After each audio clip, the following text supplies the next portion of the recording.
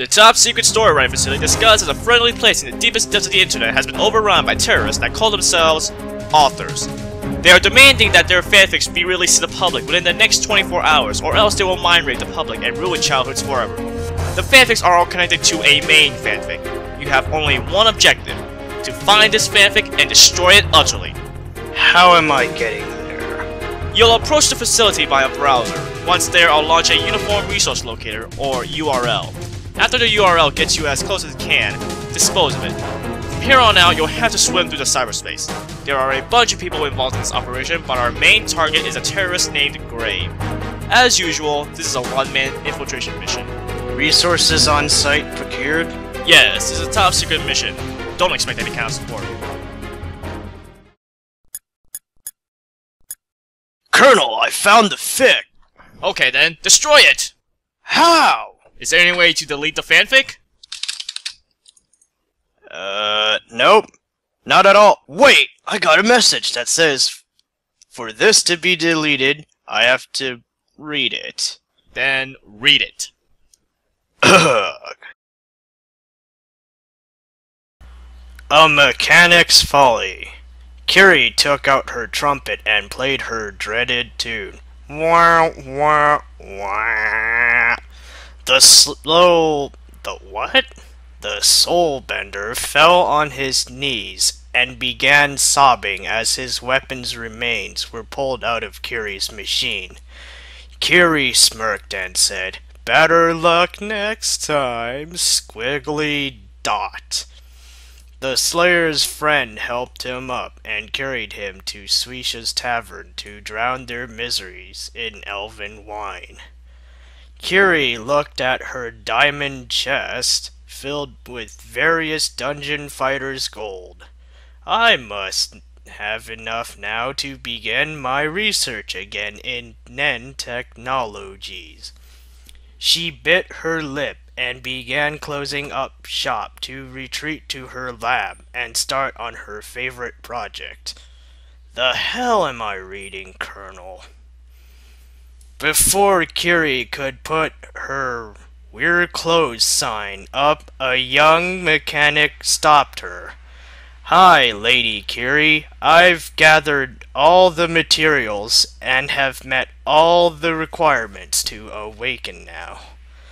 Kiri was annoyed that he kept her from closing shop to go begin her work.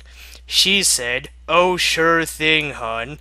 Let me go get that thing for you. Just leave the materials by my machine there." Kiri went inside and rummaged around her stockpile of Gabog portal controllers. She picked one that was cracked down from the middle and was covered in oil. She opened the back panel of it and input some random coordinates. She grinned. "I wonder what will come out the other side." Oi. Kiri grabbed a rag and wiped the defective controller down and went back out. She held it towards the mechanic. He was excited. He thanked her. "I've been waiting all my life for this moment." "Thank you, Lady Kiri." Kiri withdrew the controller away from the mechanic and pondered. "Geez, this kid is so polite. Am I really going to do this to him?" Well, no shit.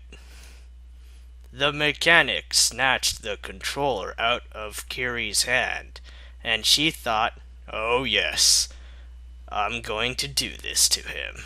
The mechanic waved goodbye and hurried towards the nearest dungeon to try out his new attack. Kiri chuckled to herself and closed shop and went inside to start on her Nen gun. Really? This is what I have to read to save the world? fuck. The mechanic entered the dungeon Brigand City. He was full of confidence. The enemies saw him and charged at him. The mechanic snapped his fingers and shouted, "Cyborg Punch!" A few seconds later went by, and the enemies were right in front of him. He panicked and fought them off desperately. The last enemy fell dead, and the mechanic gasped for his breath. What the hell? He was furious that his awakening failed him. The portal remained opened. He stood there for a minute, waiting for something to happen. Is it broken? No shit. The mechanic looked at his new controller. It was cracked. So it is broken. The mechanic sat down on the cold ground. He looked around for any enemies, but all he could see were a few rats eating something by the trash can. He pressed the button again. There was no response. So if nothing is happening, then the portal must have opened somewhere else. The mechanic quickly built a Tempester unit to go investigate.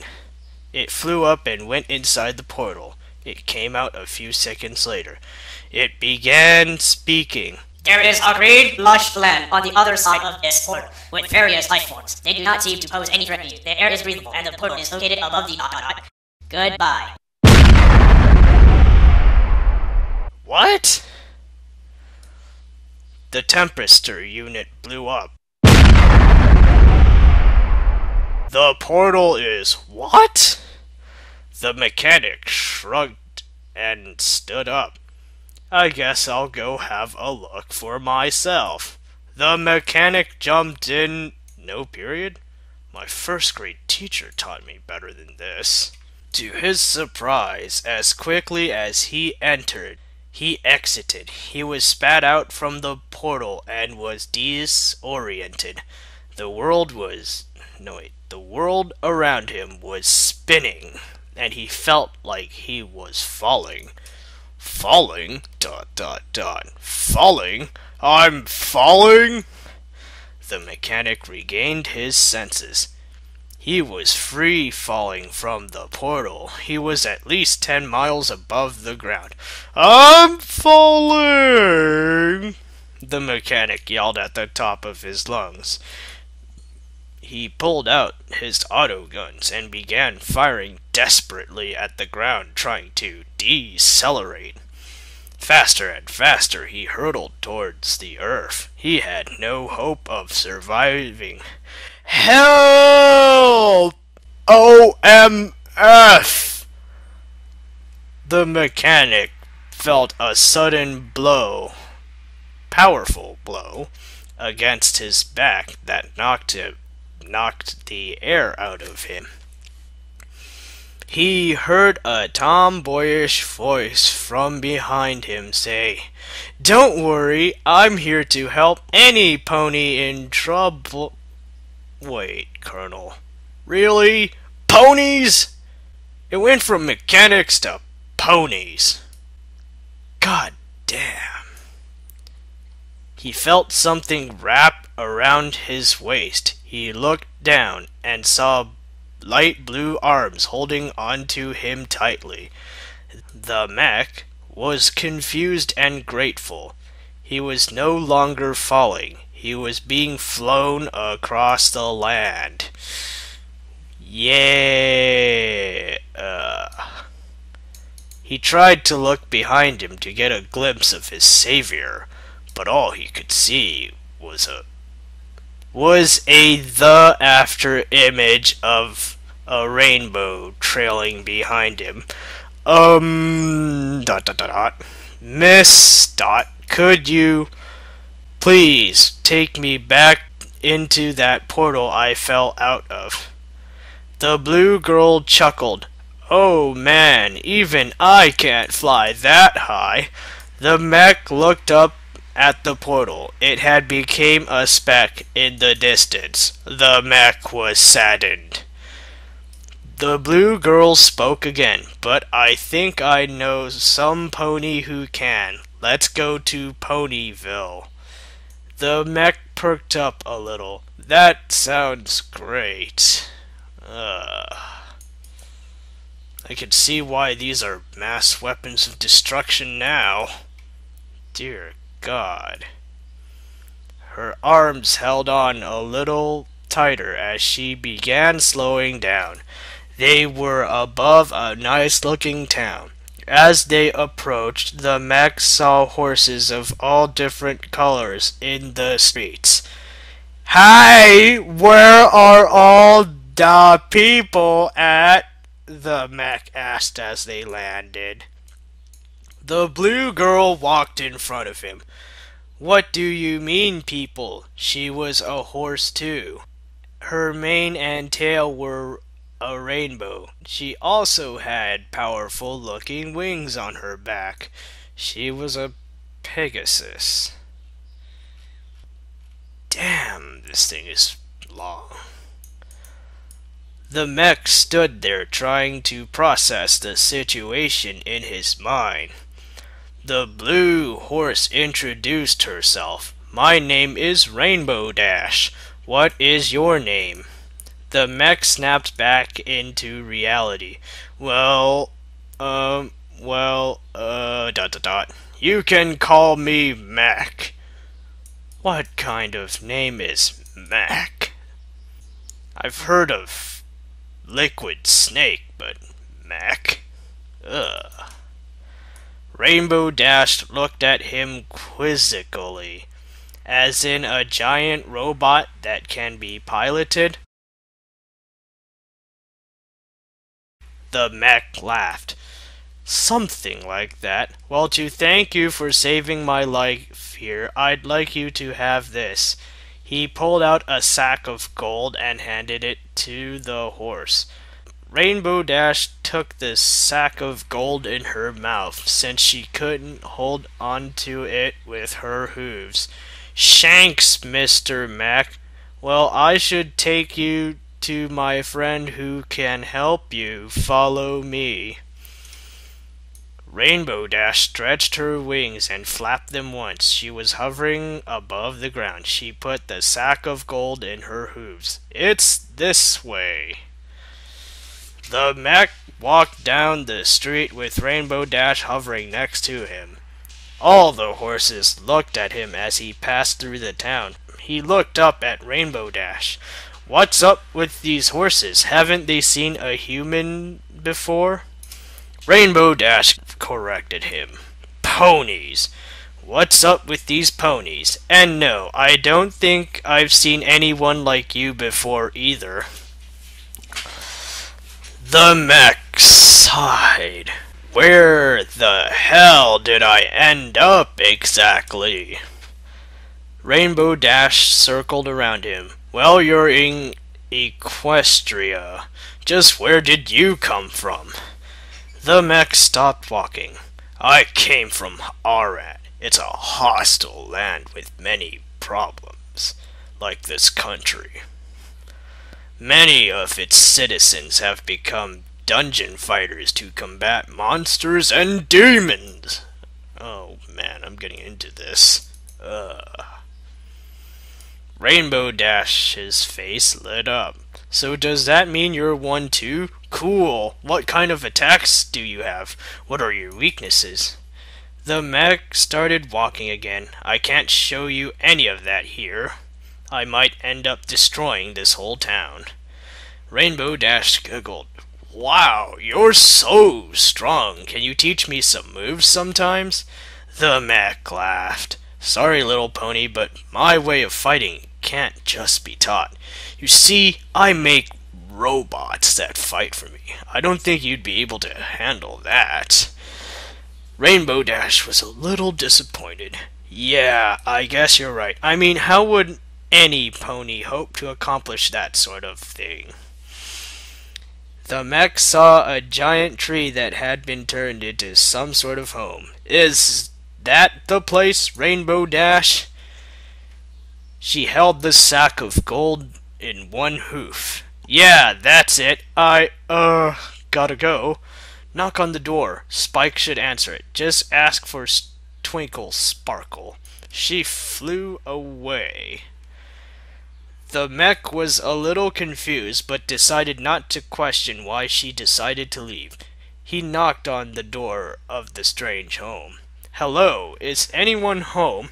Yeah, someone's home, and that's me, the door answered. The mech was surprised to see a little dragon answer the door. This bleeds of diabetes. The little purple dragon spoke again. What did you need, stranger? The mech cleared his throat out of awkwardness. Ahem. Well, I was sent here by Rainbow Dash to see her friend. I think he can help me. Spike looked confused. He? Do you mean me, or are you talking about Twilight? The mech chuckled. Well, who do you think can help me? The little dragon giggled. Yeah, you're probably talking about Twilight, Sparkle. Please come in. She is in the market doing some shopping. My name is Spike, by the way. I'm Twilight's assistant. Spike offered a glass of water to the mech. Here you go. You seem like you need to unwind a little. You seemed really tense when you came in. The mech thanked him and chugged the glass of water down. So how exactly did you become a pony's assistant, Spike? I mean, you're a dragon and all, and I'm sure dragons aren't that much different here than where I came from. Spike took the glass of water and put it in the sink. Well, Twilight hatched me, so we've been together all my life. An assistant is only a title. We're kind of like a family, I guess. But yeah, dragons here are pretty mean and scary. I'm different, though. The mech was a little touched by Spike's answer. So even though you're different from your friend, you are a family. That's kind of cute. Spike blushed a little. Hi, let's not get all mushy. We just met. There was a knock on the door. Ah, that must be Twilight. Spike opened the door, and a purple pony was outside. She had straight black hair with a pink streak on it. She had a horn coming out of her head. She was a unicorn. A unicorn, so there are Pegasi, unicorns, and ponies. The mech approached the purple pony. He held his hand and caressed her muzzle. Just exactly where did I end up, little pony? A purple magical aura suddenly surrounded her horn, and the same magical aura covered his hand and tossed it aside.